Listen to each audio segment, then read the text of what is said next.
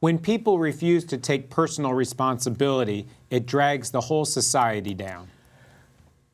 Society is more accountable than the person.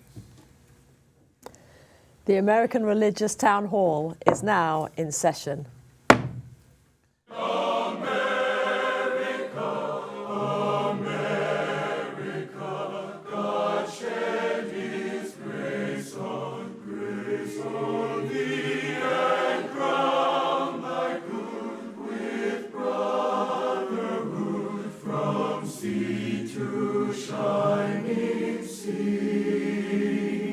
Welcome, friends, to the American Religious Town Hall meeting, where the discussion of religious, political, and social issues is meant to promote the cause of religious freedom and to help us better understand each other. And now, here is your host and moderator. Hello, friends. Thank you for joining us today. My name is Andrea Luxton. I am the moderator for today's program. We have a wonderful conversation ahead of us, and I would like, first of all, for you to meet our panel. Thank you. I'm Tom PLUMBLEY. I'm the minister in the Christian Church Disciples of Christ. I serve as the senior minister of First Christian Church in downtown Fort Worth, Texas. My name is Rabbi Dan Levin. I serve as senior rabbi at Temple Bethel in Boca Raton, Florida. Hi, I'm Carl TROVALL. I'm professor of ethics and history at Concordia University in Austin, Texas. I'm Bishop Michael Olson, and I serve as the Roman Catholic Bishop of the Diocese of Fort Worth, Texas. And here is today's topic. In the words of a song by a country music artist, it's not whether you win or lose, but where you place the blame. Today we want to talk about responsibility. A few years ago, a congressman from Missouri made headlines when he suggested that there is such a thing as legitimate rape.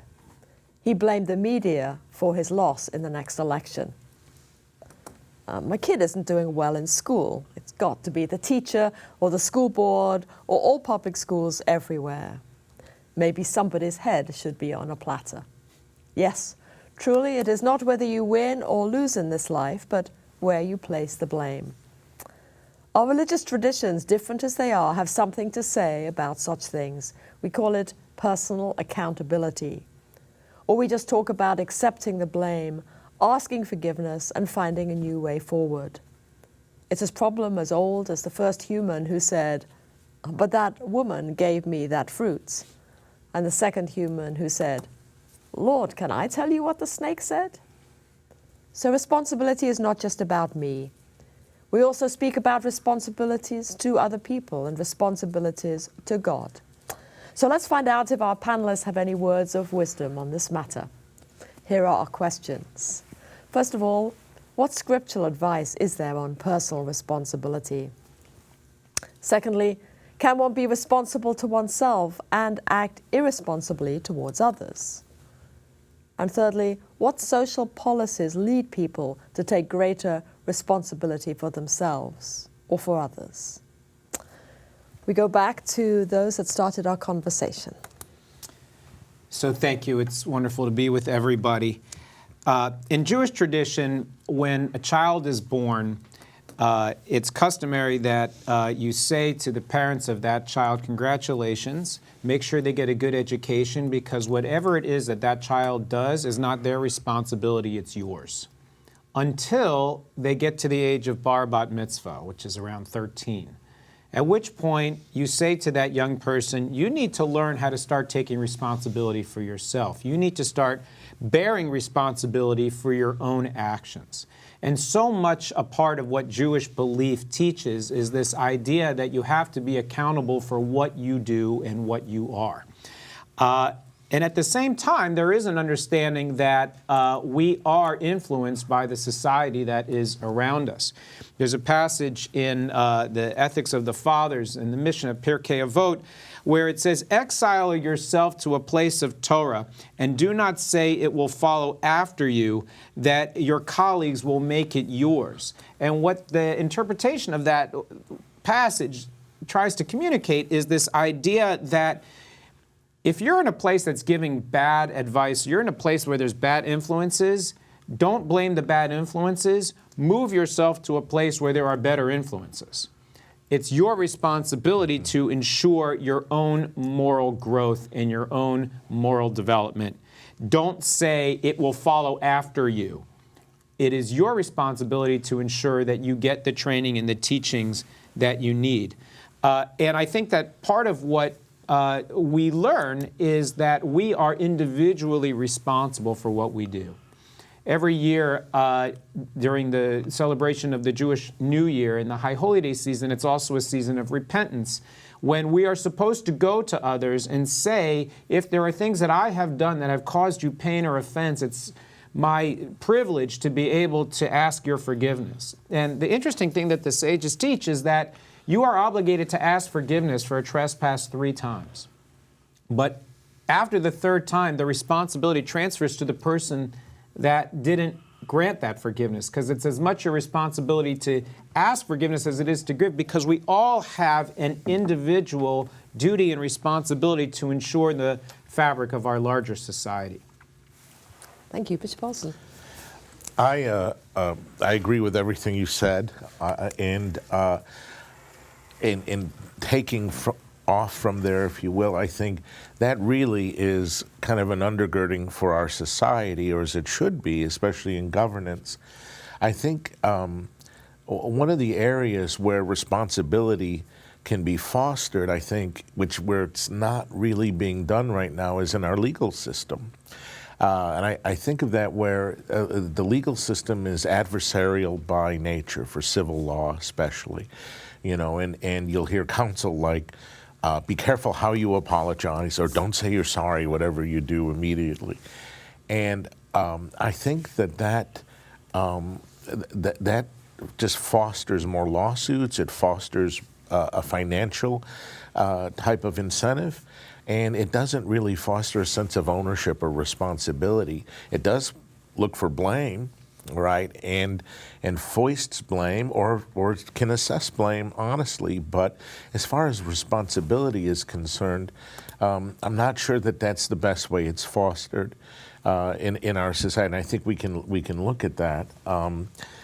We've done that somewhat in society, I think, with things like the Good Samaritan laws, which protect somebody who's trying to help somebody in duress and not be taken to court over their goodwill and the effect of their actions. But the fact is that I think the government as a means can foster a sense of freedom and responsibility that is lived out with other people, and in a sense that it's not just simply the right I have to impose what I want to do, but rather there's a sense of, as the rabbi said, responsibility to the society, and the society that has a reciprocal responsibility on some level with respect for each person's individual gifts, talents, capacities as well,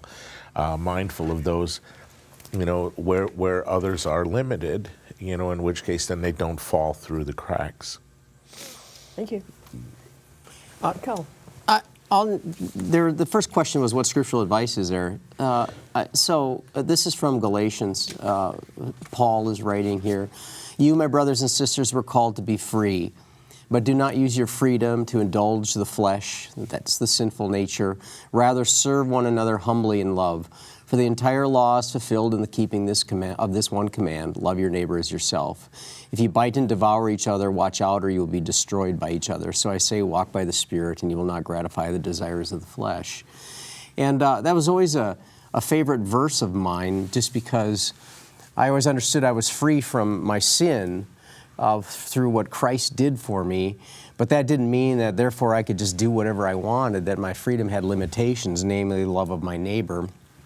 Which means that, that freedom is meant to be responsible. And so that's a kind of fundamental awareness that it isn't, we like to pit individual and corporate responsibility against one another, but really they flow nicely into one another, which I think you all have said. And I appreciate what both of you have already said and agree with it.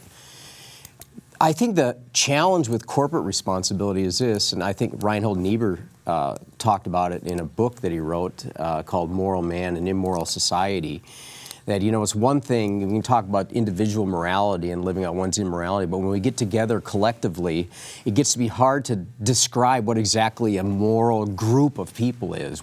How is it supposed to act, because we have these individual actors, and that becomes more challenging. I mean, it may be, if I'm the good, in this parable of the Good Samaritan, if it's my responsibility to take care of the person who's injured on the side of the road, that's one thing. But when we bring in another person, you know, if the robber is still there, it may be my obligation to love that robber or to restrain them. But if another person comes in, it becomes more complicated, because you want to protect the other person from that robber too. I don't know if that was too convoluted. My point is that when we talk about corporate responsibility, that's a far more challenging concept for us, I think, to get a hold of, because we collectively are responsible, which then we like to assign responsibility and blame, but we're collectively, and then so how do you parse that out in terms of holding people accountable when it's a group? So that's my only point. Just a couple of comments. First, about the bishop's concern about the nature of the legal system and how it pits one against another, and that has been recognized to be a detriment to the actual recreation of mending the fabric of our communities through such things as, well, you talked about Good Samaritan laws, but also the whole process of mediation that really removes a lot of that adversarial relationship. And then secondly, you mentioned a scripture. I want to stay in Galatians 2 and talk about that verse where Paul says the way we usually translate it, those who will not work cannot eat. A better translation of that verse is that each of us must bear our own load. Each one must bear his or her own load, including the effects of one's actions. That's part of the load that we carry into the society, and need to understand that we bear. Also in the Roman letter, the strong should bear the weaknesses of those who lack strength. That's a part of the way that we are responsible not only for ourselves, but responsible for each other. Please, go ahead. So I would just add that in the core text that you find in the story of the golden calf, you see a great sort of vision of what does it mean to take responsibility and what does it mean not to take responsibility. So the Israelites lose faith quickly after God had spoken to all of them directly and said, don't build an idol. And so then they say to Aaron, build us a god that we can see and touch, because that guy, Moses, we don't know what happened to him. So Aaron says, give me your earrings, and fashions the golden calf. And the Holy One and Moses at the top of Mount Sinai take a look at what's going on, and God says, all right, Moses, step aside. I'm going to zap them and start over with you. You seem like a good guy. And Moses, in the ultimate expression of personal responsibility, literally gets up in God's face and says, you can't do that. What are they going to say about you? And you didn't make this promise with me. You made this promise with Abraham, Isaac, and Jacob. This is their covenant. You need to stop.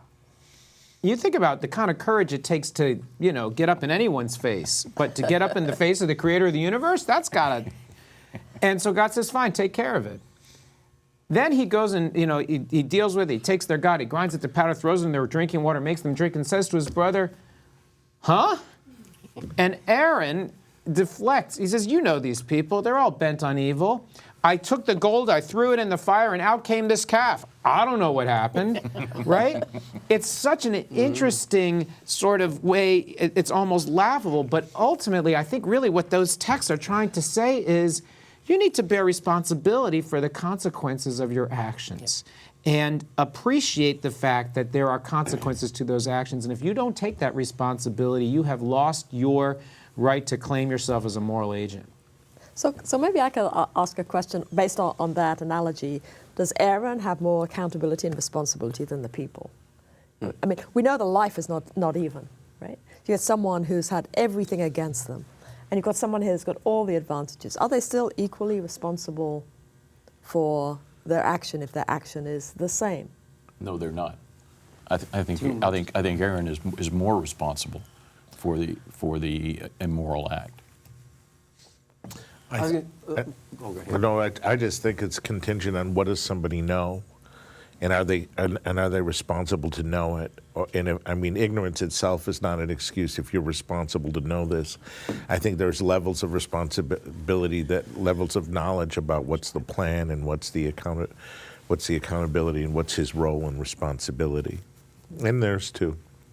I was just going to quote Jesus, from everyone who has been given much, much will be demanded, and from one who has been entrusted with much, much more will be asked. I think that those who receive more certainly bear more responsibility than those who receive less. I think the genius of the Exodus narrative is that this core truth was not revealed to 1 or 2 or 10. It was revealed uniformly to all, which means that all bear responsibility.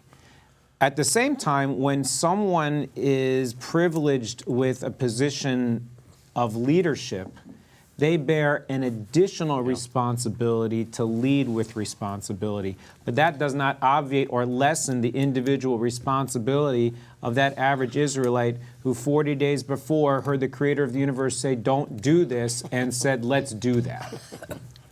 Or there are those who may not even recognize the advantage that they have. All of us are white folk in this society. We spend a whole lot of our time not understanding the advantages we have simply because of the color of our skin. We do bear responsibility to find out about those advantages and about those who are disadvantaged because of the way our society is built.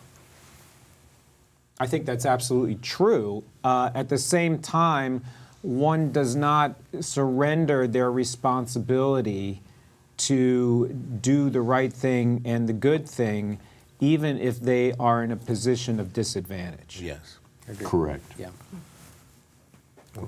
I think it's also something with freedom and responsibility is that freedom is sort of inherently directed towards the good or ultimate good, and the more we use our freedom for evil, the more enslaved we become. You know, we think, well, I can do whatever I want, and we see freedom as somehow absent of responsibility or accountability to others, and the more we squander freedom that way and do evil, the more we become enslaved, whether through addiction or other things that way. And then the more we habituate good, the easier that becomes and the freer we become. You know, and it's not just sort of a coercion to do good, you know, like the compulsion it is to do evil. I think I remember when I was in rabbinical school, I wasn't happy with how things were being taught.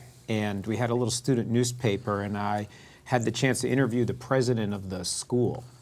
And I was telling him the things that I was unhappy about. And he said, you know, Dan, we're going to give you the best rabbinic education we think we can give you, and you go and get what you think you need.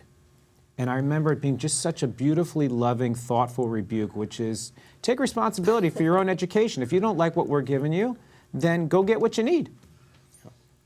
Yeah, I have that reminds me of my evaluations in my classes. I have start, stop, continue, and I say, what should I start doing, what should I stop doing, and what should I continue doing to help your learning? And they go, okay. And I said, now you have to do this to yourself too. I said, what do you need to start doing, and what do you need to stop doing, and what do you need to continue doing? Because it is a two-way street. That's good, yeah.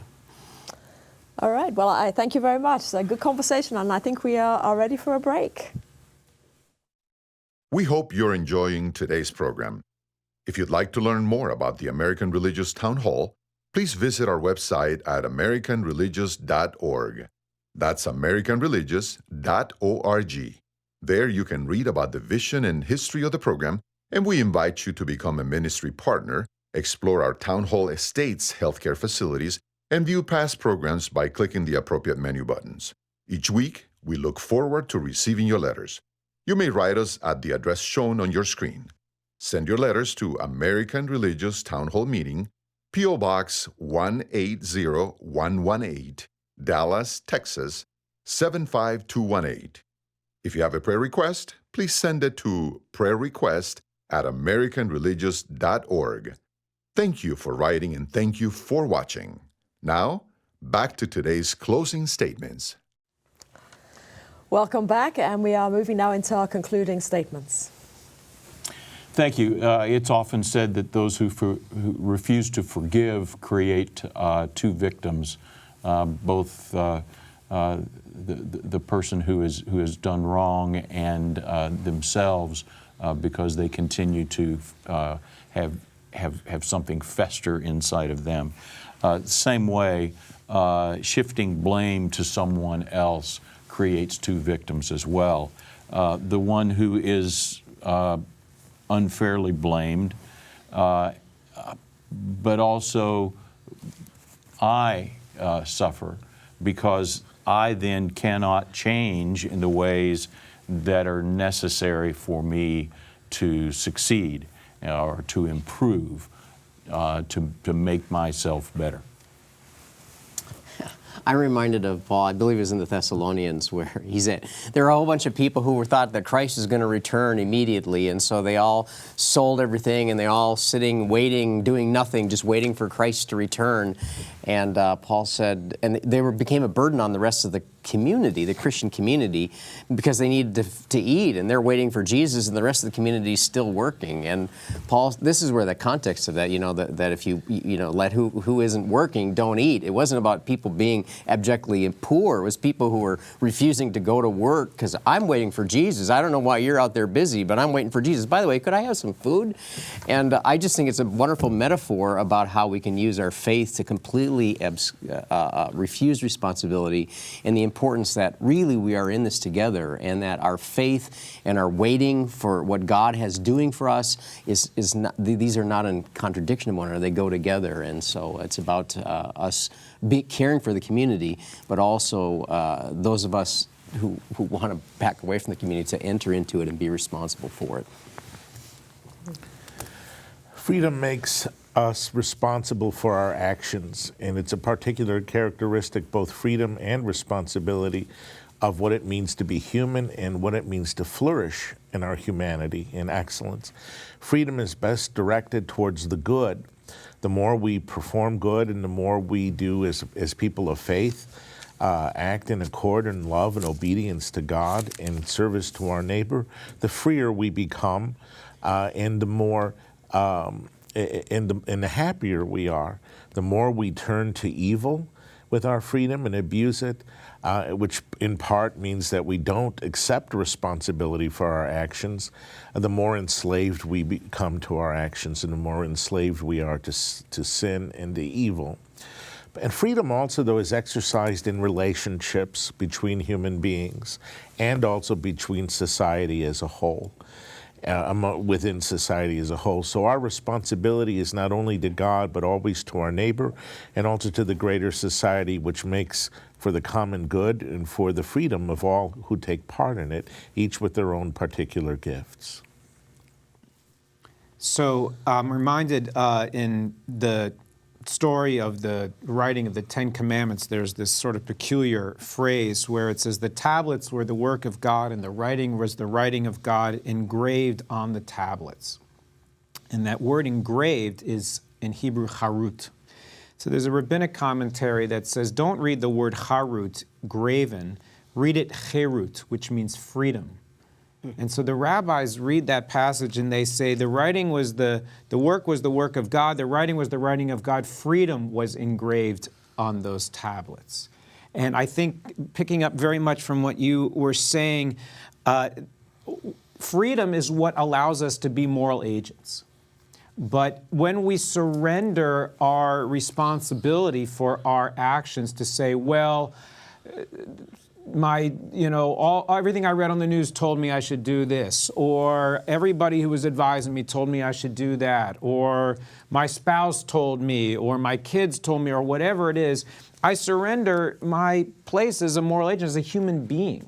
The reason why so much of our tradition is based on this value of a liberation, right, of coming out of slavery and moving to freedom, was so that we could be responsible moral agents for our own actions. And so I think that if we really want to pretend as Americans that we are champions of freedom, that America is supposed to be the home of the free, it also needs to be the home of the responsible, and those who take personal responsibility and accountability for what they say and what they do and how they act. Well, thank you all. So I think the message of today is take responsibility. And it is challenging in an environment where there seems to be an attempt, whatever you listen to, that someone is blaming someone else. Yep. And that is a problem. I remember myself, my 17-year-old nephew came to live with me, and soon after he started living with me, something happened, and he looked at me and he said, "It's your fault." And I said, "I'm sure it probably is, but would you like to tell me why?" And we started laughing, and that got us into a good conversation about that need to say, am I responsible? What can I do? It's my choice. I need to take responsibility for it. So viewers, I hope this has made you think today, maybe both about personal responsibility, but also about how we can help instill that in our society, in our families, and those around us, because that will make society so much stronger. The Charter of the American Religious Town Hall provides that Roman Catholics, Protestants, Jews, educators, and others may appear on this program and can declare their beliefs without hesitancy. And the rest of the members of the panel will uphold and guarantee that American right to all who will appear, irrespective of race or creed, so that the rest of the world can see that here in America we believe in civil and religious freedom, not only in theory, but in reality. And now, friends, until next week at the same time and over the very same channel, the American Religious Town Hall meeting stands adjourned. And may the God of all of us bless all of you.